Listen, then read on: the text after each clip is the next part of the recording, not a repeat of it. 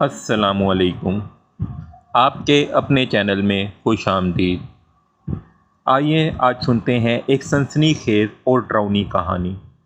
کہانی سننے سے پہلے ایک چھوٹی سی درخواست، برائے مہربانی اس چینل کو لائک اور سبسکرائب لازمی کر لیں تاکہ آئندہ آنے والے دنوں میں اچھی اچھی کہانیاں اس چینل پر سن سکیں۔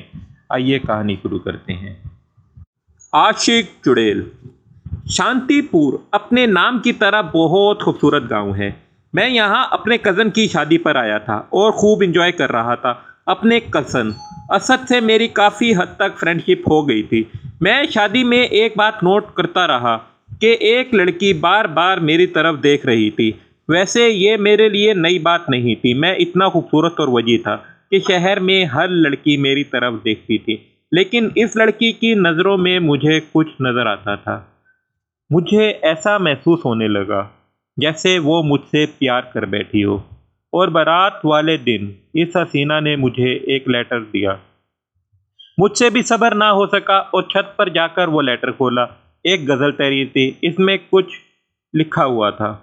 غزل تو کیا تھی، بس کھلم کھلا اظہار محبت تھا، لیکن میں نے کوئی خاص توجہ نہ دی کیونکہ اس وقت میرے لیے پیار و عشق اور محبت بکواس اور فلرٹ تھا۔ میں نہ جانتا تھا کہ اس وقت کے پیار کیا ہے اور کتنا خوبصورت اور لطیف جذبہ ہے، تو میں نے غزل کا وہ صفحہ پھاڑ کر پھینک دیا اور چھت سے نیچے آ گیا۔ بارات آنے والی تھی۔ خالہ نے مجھ سے کہا، چھت پر پھولوں کی پتیوں کے ٹوکرے اٹھا لاؤ۔ میں اوپر سیڑھیوں پر سے جا رہا تھا کہ مجھے سامنے سے نیلم آتی ہوئی دکھائی دی۔ اس کی نیلی آنکھیں آنسوؤں سے لبالب بھری ہوئی تھی اور اس کے ریشمی اور نازک ہاتھ میں اس کاغذ کے ٹکڑے تھے۔ بلا شبہ اس کے رونے کی وجہ میں ہی تھا، لیکن میں اس کو چپ کروا کر یا اس سے ہمدردی جتا کر اپنے لیے اس کے جذبوں کو مزید بڑھاوا نہیں دے سکتا تھا، اس لیے میں تیزی سے اس کے پاس سے گزر گیا۔ ابھی میں نے آخری سیڑھی پر قدم رکھا ہی تھا کہ اس کی آواز سنائی دی، آصف آپ نے ایسا کیوں کیا؟ میں نے آپ سے محبت کی تھی اور آپ نے میری محبت کو اس طرح پامال کر دیا۔ آخر کس چیز کی کمی ہے مجھ میں؟ میری سہیلیاں تو مجھ سے کہتی ہیں کہ نیلم تم بہت ہی خوبصورت ہو، اور آصف جی آپ نے تو میری محبت کو کیوں ٹھکرایا؟ دیکھو نیلم، یہ صرف تمہارا وقتی جذبہ ہے۔ اور آصف کدھر رہ گئے؟ نیچے سے آواز آئی۔ آواز سن کر میں جلدی سے وہ ٹوکرے لے کر نیچے چلا آیا۔ جب واپس آیا تو وہ حسینہ وہاں پر نہیں تھی۔ میرے دل میں ایک ہوک سی اٹھی، لیکن یہ محبت نہیں تھی، ہمدردی تھی۔ بارات آ گئی اور دلہن لے کر چلی گئی۔ رات کو جب میں تھکا ہارا جب میں اپنے کمرے میں انٹر ہوا تو خالہ نے اسپیشل میرے لیے ایک روم سیٹ کیا تھا۔ ہاں، پر میں نے سلیم کے ہاتھ میں ایک خط دیکھا۔ نہ جانے کس طرح مجھے معلوم ہو گیا کہ یہ نیلم نے میرے لیے ہی تحریر کیا ہے، اور اس کاغذ کو سلیم کے ہاتھوں میں دیکھ کر میرا دل دھک دھک کر کے رہ گیا، کیونکہ سلیم بہت ہی شریر لڑکا تھا، اور اگر وہ خط پڑھ لیتا تو پورے خاندان میں نیلم کی بدنامی ہو جاتی، جو میں نہیں چاہتا تھا۔ سلیم یہ کاغذ مجھے دے دو، میں نے کہا۔ سلیم حیرت سے مجھے بولا، بھیا آپ اتنے غصے میں کیوں ہیں؟ بکواس مت کرو، یہ کاغذ مجھے دے دو۔ میں دھاڑا۔ سلیم نے کاغذ تو مجھے دے دیا، لیکن میری آواز سے 3-4 عورتیں جو ادھر آ رہی تھی فوراً میری طرف آ گئی۔ ان عورتوں میں 2 کو تو میں نہیں جانتا تھا، لیکن ان میں ایک نیلم اور ایک نیلم کی خالہ جان تھی۔ کیا ہوا آصف بیٹا؟ خالہ جان نے مجھ سے پوچھا۔ کچھ نہیں، میں نے کہا۔ میں نے مصنوعی مسکراہٹ اپنے چہرے پر سجا لی۔ اچھا بیٹا، تم یہاں پر مل گئے، مجھے اچھا ہوا۔ یہ میری چچا زاد کزن طاہرہ ہے اور یہ ان کی بیٹی نیلم۔ انہوں نے مجھ سے انٹروڈکشن کرایا۔ طاہرہ آنٹی نے میری پیشانی کو بوسہ لے کر اور مجھے دوائیں دی، جبکہ نیلم سے مجھے ہاتھ ملانا پڑا۔ تھوڑی دیر باتوں میں لگی، اس کے بعد سب چلے گئے اور میں اور سلیم تنہا رہ گئے۔ میں نے سلیم سے کہا، I am sorry. It's okay, Salim نے کہا اور چلا گیا۔ میں نے کاغذ کھول کر دیکھا، اس میں بھی کچھ شاعری لکھی تھی۔ بلا شبہ نیلم کی شاعری بہت پسند تھی اور اس نے اظہار محبت بھی اپنی شاعری میں کیا تھا اور اپنے ٹوٹے ٹوٹے دل کو شاعری میں ہی بیان کر دیا تھا۔ میں نے وہ کاغذ اپنے تکیے کے نیچے رکھا اور چھت پر آ گیا۔ یہ گرمیوں کا موسم تھا اور چاندنی رات تھی، ہلکی ہلکی ہوا چل رہی تھی۔ چھت کی دیواریں بہت چھوٹی تھی اس لیے سامنے کا منظر بھی نظر آ رہا تھا۔ سامنے کھیت میں سرسوں کے پھول لہرا رہے تھے اور چاندنی کے سمندر میں نہائے ہوئے تھے۔ واہ میرے مولا، تو نے کیسے کیسے نظارے تخلیق کیے ہیں۔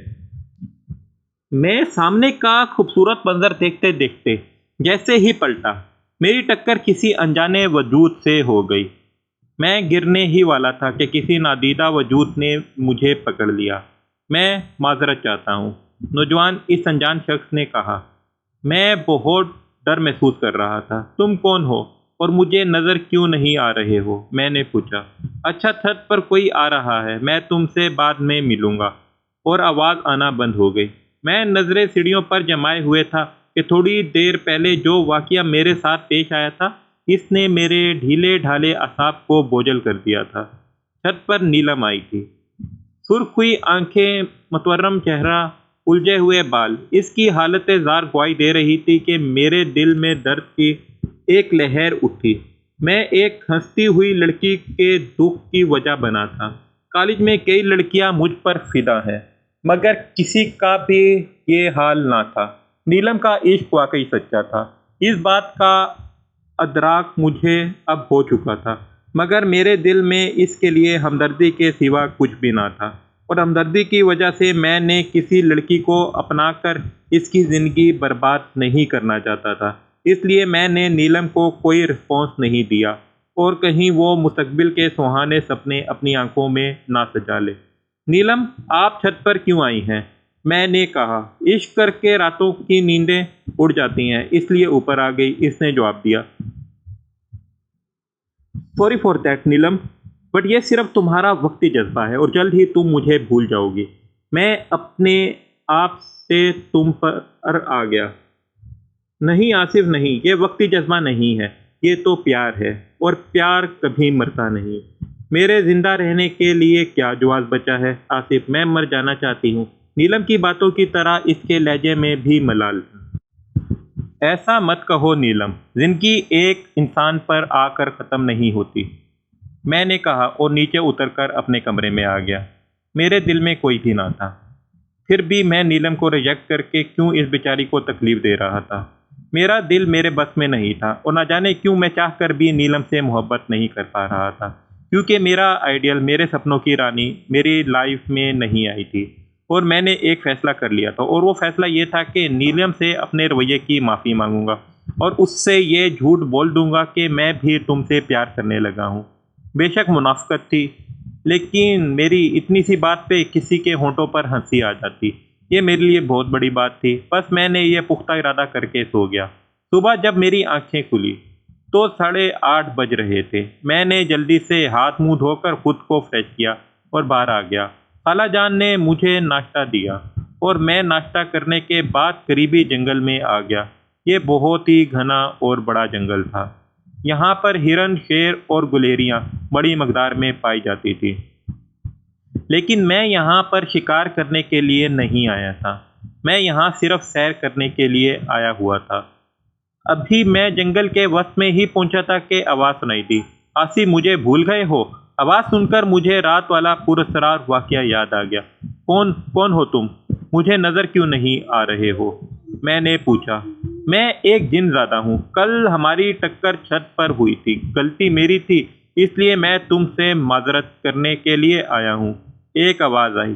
وہ سب تو ٹھیک ہے، لیکن پہلے تم سامنے آ جاؤ، میں نے کہا۔ نہ جانے کیوں مجھے اب ڈر محسوس نہیں ہو رہا تھا۔ میں نے دیکھا کہ میرے سامنے ایک حسین و جمیل شہزادہ کھڑا تھا۔ اس نے فیروزی کلر کی پوشاک نما ڈریس پہن رکھی تھی۔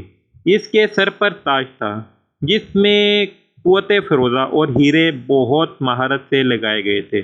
اس کا جسم توانا اور بازوؤں کی مچھلیاں ابری ہوئی تھی۔ اس کے گورے گورے رنگت پر ہلکی ہلکی داڑھی اور مجھے بہت خوبصورت لگ رہی تھی۔ 6.5 فٹ قد، چوڑے چکلے سینے کے ساتھ وہ کوئی پہاڑ لگتا تھا۔ بلا شبہ یہ کئی عورتوں کا آئیڈیل ہو سکتا تھا۔ بولنے کی ابتدا اس نے کی۔ میرا نام یا قوت ہے۔ میں قوم جنات سے تعلق رکھتا ہوں، لیکن ہم شر پسند جنات نہیں ہیں۔ الحمدللہ ہم مسلمان ہیں۔ تو تمہیں مجھ سے ڈرنے کی ضرورت نہیں ہے۔ نہ جانے کیوں اب مجھے ڈر محسوس نہیں ہو رہا تھا۔ میں نے کہا، کل رات کو تم چھت پر کیا کر رہے تھے؟ جبکہ میں نے سن رکھا ہے کہ امن پسند جنات انسانی بستیوں میں نہیں جاتے ہیں۔ تم نے درست سن رکھا ہے، یا قوت بولا۔ دراصل ہمارے قبیلے کا جو سردار ہے وہ بہت ہی زیادہ نیک انسان ہے، اور میں چاندنی راتوں کی ایک رات کو بستی میں آتا ہوں، اور میں کل آیا تھا۔ اب باہر کلیئر ہو چکی ہے، لیکن نہ جانے کیوں میں نہیں چاہتا تھا کہ یا قوت یہاں سے جائے، لیکن وہ چلا گیا، اور بھلا جانے والے کو کون روک سکتا ہے؟ یا قوت بھی چلا گیا اور میں افسردہ گھر کے واپسی کے لیے رواں دواں ہو گیا۔ 3 دن گزر چکے تھے اور میں نیلم سے جھوٹا اظہار محبت بھی کر چکا تھا۔ نیلم بہت خوش تھی، لیکن وہ نہیں جانتی تھی کہ میں نے اس سے جھوٹ کہا ہے۔ اس کی مسکراہٹ اتنی دل نشین تھی کہ ہم اس کو پیار سمجھ بیٹھے۔ بعد میں معلوم ہوا کہ مسکرانا تو اس کی عادت تھی، لیکن نیلم خوش تھی اور مجھے اس کی خوشی دیکھ کر بہت خوشی ہو رہی تھی۔ مجھے تو بس صرف اس کی خوشی سے ہی مطلب تھا۔ میرے دل میں اس کے لیے پیار نہ تھا، لیکن انسانیت تو تھی۔ یہ انسانیت کا تقاضا ہے کہ بندے کو اگلے انسان کی خوشی کے لیے کچھ نہ کچھ تو کرنا چاہیے۔ میں 2 ماہ کے لیے گاؤں میں ہی تھا، کیونکہ گرمیوں کا موسم تھا اور کالج سے چھٹیاں تھیں۔ میں اس وقت گاؤں کی گلیوں میں کسی بنجارے کی طرح گھوم رہا تھا۔ میری سوچوں کی گاڑی فل سپیڈ سے بھاگ رہی تھی۔ میری سوچوں کا محور یا قوت تھا۔ نہ جانے کیوں ہمیشہ اسے اپنے پاس رکھنے کا دل چاہ رہا تھا۔ اسی وقت کسی سے میری ٹکر ہوئی۔ میں تو گر ہی جاتا، مگر مجھے اتنی چوٹ نہیں آئی۔ میں نے مقابل کو دیکھا تو دیکھنے میں تو وہ مجھے کوئی پاگل فقیر لگا۔ اس نے شوخ سبز رنگ کا پیروں تک چوگا پہن رکھا تھا، جس میں جگہ جگہ ٹاکیاں اور چھید لگے ہوئے تھے۔ اس کے گلے میں موتیوں کی مالائیں پڑی ہوئی تھی، اور ساتھ ہی ایک موٹی سی ڈوری پڑی ہوئی تھی، جس کے ساتھ ساتھ اس نے ایک دھاگے کو منسلک کیا، اور اس دھاگے سے ایک کٹورا بندھا ہوا تھا۔ کیوں رے بالک، تمہیں کیا وہ جنزادہ یا قوت یاد آ رہا ہے؟ اس بڈھے نے کہا۔ تو مجھے حیرت ہوئی۔ بابا، تمہیں کیسے پتہ چلا؟ بڈھا اپنی منحوس آواز میں بولا۔ کیوں رے، میرا نام دیو سنگھ ہے، اور یہ ساری جیون شکتیاں حاصل کرتے کرتے بتیادی کیا یا قوت کو اپنا قیدی بنانا چاہتا ہے؟ ہاں بابا، میں اس جنزادے کو اپنا قیدی بنانا چاہتا ہوں، میں نے فوراً کہہ دیا۔ ہاں، تو کل اماوس کی رات ہے، تجھے ایک چلہ کاٹنا ہوگا 2 گھنٹے کا۔ کیا چلہ؟ میں نے ہلکلاتے ہوئے خوفزدہ لہجے میں کہا۔ ہاں، 3 گھنٹے کے لیے کسی 100 سال پرانی قبر پر بیٹھ کر ایک چلہ کاٹنا ہوگا۔ 100 سال پرانی قبر کا سن کر مجھ پر لرزہ طاری ہو گیا۔ یہ بھلا کیسے ممکن تھا؟ نہیں بابا، میں یہ نہیں کر سکتا۔ میری بات سن کر وہ منحوس بڈھا بولا۔ بالک، شروع میں ہر کوئی اس طرح کہتا ہے، لیکن تم خود سوچو، محض 3 گھنٹوں کی محنت اور تم اس جنزادے کے مالک بن جاؤ گے۔ بارش برس رہی تھی، لیکن آج میں بارش سے لطف اندوز نہیں ہو سکتا تھا، کیونکہ آج رات کو یہ 3 گھنٹے میرے لیے بہت بھیانک تھے۔ میں قبرستان میں آ چکا تھا۔ قبر بھی میں نے ڈھونڈ لی تھی۔ میرے پاس ایک چھوٹا سا بیگ بھی تھا۔ میں نے حصار بنایا اور حصار میں بیٹھا۔ اس کے بعد موم بتیاں سلگائیں اور ان کو اپنے اطراف میں رکھ لیا، اور پھر میں نے عمل پڑھنا شروع کر دیا۔ آدھا گھنٹہ آرام سے گزر گیا، پھر ایک دم آندھی آ گئی، زوردار آندھی۔ درخت گرنے لگے اور قبروں کے تختے اکھڑنے لگے، بجلیاں چمکنے لگی۔ آندھی ہی ایسے آوازیں نکال رہی کہ جیسے بدروحیں بین کر رہی ہوں۔ پھر یکدم شب تھم گیا، خاموشی چھا گئی، گہری خاموشی۔ 5 منٹ ایسے ہی گزر گئے، اور پھر ایک سانپ مجھے اپنی طرف آتا ہوا دکھائی دیا۔ سبز رنگ کا وہ سانپ اپنا پھن اٹھا کر پھنکارتا ہوا میری طرف ہی آ رہا تھا۔ خوف کے باعث میری ٹانگیں کپ کپا رہی تھی۔ پھر سب ختم ہو گیا، سانپ غائب ہو گیا۔ کئی خوفناک واقعات کے بعد میرا عمل مکمل ہو گیا۔ یا قوت میرے قبضے میں آ چکا تھا۔ اس کی حالت دیکھ کر میں حیرت سے اچھل ہی پڑا۔ سجی ہوئی آنکھیں، بکھرے بال اور گندی پوشاک، بے ساختہ میں اس سے پوچھ بیٹھا، یا قوت تمہاری یہ حالت کیسے ہوئی؟ کیا قوت چلا اٹھا؟ تمہیں اس اس سے کیا آصف؟ تم نے تو اپنی خواہش کی تکمیل کے لیے مجھے اپنے قابو میں کر لیا۔ تمہیں اور کیا چاہیے؟ مجھ سے کام نکلواؤ۔ ایک جن زادے کے قابو کر کے میں بہت خوش تھا۔ آصف، تم بہت منافق انسان ہو۔ تم نے نیلم سے پیار کا ناٹک رچایا ہے۔ اس کے جذبات کو مجروح کر کے تم کو کیا ملا؟ اور پھر میں تو پہلے ہی بکھر گیا ہوں۔ میری ذات ریزہ ریزہ ہو چکی ہے۔ آصف، مجھے قابو کر کے تمہیں کیا ملا؟ چلو اب تمہاری نفسیاتی خواہشات پوری کریں گے۔ میرا ضمیر مجھے ملامت کرنے لگا کہ یہ میں نے کیا کر دیا ہے۔ یا قوت کو میں کیوں قابو کرنا چاہتا تھا، حالانکہ اس کا رب کا دیا ہوا تو سب کچھ ہے میرے پاس۔ میں بے ساختہ باہر نکل آیا۔ یا قوت، میں تمہیں ابھی اور اسی وقت آزاد کرتا ہوں۔ تم مجھے یہ بتاؤ کہ تمہارے ساتھ کیا واقعات رونما ہوئے۔ میں تمہاری کس طرح مدد کر سکتا ہوں؟ اس کے کوچے سے گزرتے ہوئے خیال آیا، ایک شخص یہاں بستا تھا، ہم کو دل میں بسا کر۔ اس کے والد محترم شہنشاہ جنات یعنی اپنے مسلمان قبیلے کے سردار کے ایک دیرینہ رفیق تھے، اور قبیلے کے مسائل کو حل کرنے کے لیے پیش پیش رہتے تھے۔ اسے قبیلے کے ایک طاقتور جن کی بیٹی الماس کو یا قوت کو الماس سے عشق ہو گیا۔ ان کا عشق بہت ہی پاکیزہ تھا۔ اگر یا قوت بہت وجیح اور اپنے قبیلے کا خوبروز جن زادہ تھا، تو الماس بھی پریوں کی رانی تھی۔ اس کا نازک سا اور ریشمی سراپا خوبصورت چہرہ اور کالی گٹاؤ جیسی ناگن زلفیں جب اس کے چہرے پر پڑتی تو یوں محسوس ہوتا کہ 14ویں کے چاند کو سیاہ بادلوں نے گھیر لیا ہو۔ ان کی محبت خبر ان کے والدین کو ہو گئی۔ یا قوت اور الماس کی شادی ہونے والی تھی، اور ان کے پیار میں قبیلے کا کوئی فرد رکاوٹ نہ پیدا کر سکا، اور پھر وہی ہوا جو نہیں ہونا چاہیے تھا۔ ایک ہندو جادوگرنی ان کی لو سٹوری میں ویلن کی طرح ٹپک پڑی۔ مناکشی اور شناکشی بہنیں تھیں، مڈل کلاس سے تعلق رکھتی تھی۔ ان کا باپ شنکر ہیڈ ماسٹر کی پوسٹ پر تعینات تھا، اور ماں سریتا ایک ہاؤس وائف تھی۔ سناکشی کی سرگرمیاں شروع ہی سے مشکوک تھی۔ وہ خوفناک کہانیوں کی رسیا تھی، ایسی کہانیاں جن میں آسیب، بھوت، جن زادے، بدروحیں وغیرہ پر مشتمل تھی۔ وقت کا کام ہے گزرنا، اور یہ وقت گزر رہا تھا۔ سناکشی کا شدت سے دل چاہنے لگا وہ بھی ان کرداروں میں ڈھل جائے، اور عجیب بات یہ تھی کہ بچپن ہی سے سناکشی کو منفی کردار زیادہ اٹریکٹ کرتے تھے۔ پھر ایک روز وہ بھی ان کرداروں میں ڈھل گئی۔ وہ بک شاپ پر گئی اور سفلی عملیات والی ایک کتاب لے آئی۔ اس کتاب میں جتنے بھی عملیات تھے، سناکشی نے 2 ماہ کے اندر ان پر عبور حاصل کر لیا، اور انہی عملیات کے توسط سے وہ مزید سفلی علم سیکھتی چلی گئی۔ وہ اب کالے علم کی ملکہ بن گئی تھی۔ اس نے مختلف جناتی بستیوں کے دورے کیے، اور پھر بالاخراس نے ایک جن کو اپنے لیے منتخب کر لیا۔ سناکشی اپنے علم کی بدولت یہ جان گئی تھی، یا قوت الماس سے پیار کرتا ہے، لیکن اب کچھ نہیں ہو سکتا تھا۔ سناکشی جو چیز چاہتی تھی وہ حاصل کر ہی رہتی تھی۔ اس نے شکتیاں حاصل کرنے کے لیے اپنا خاندانی بلی چڑھا دیا، لیکن اب بات شکتیوں کی نہیں بلکہ اس کے پیار کی تھی، اور پیار میں ہر بندہ حد سے گزر جاتا ہے۔